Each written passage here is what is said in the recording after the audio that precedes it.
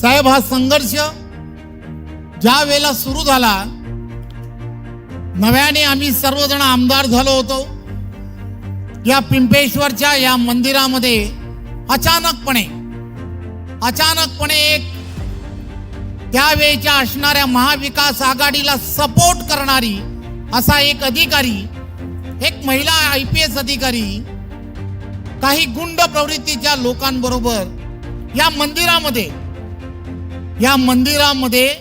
मंदिराचा ताबा घेतला. या संपूर्ण मंदिराचा ताबा घेतला आणि आम्ही सर्वजण, इथला असणारा प्रत्येक डोंबोलीकर हतबल होता की नक्की आम्ही काय करायचं. कायद्याच्या बाबतीत कायद्याने काम करायचं की कायदा तोडून काम करायचं. पण आम्ही सर्व त्यावेळेचे असणारे हिंदुत्ववादी विचाराचे सर्वजण एकत्र आलो आणि आम्ही ठरवलं की नाही, हे पिंपेश्वरचं महादेवाचं मंदिर हे कोणाच्या दुसऱ्याच्या हातात जायला द्यायचं नाही. आणि म्हणून तेव्हा जो संघर्ष सुरू झाला, मला तिथल्या त्यावेळेचे असणारे, माझ्या बरोबर असणारे ते सहकारी सर्वजण आठवतात.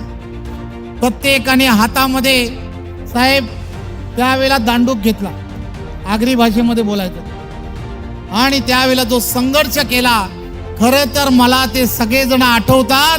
त्या सर्वांचं आज आठवण करणं हे गरजेचं आहे.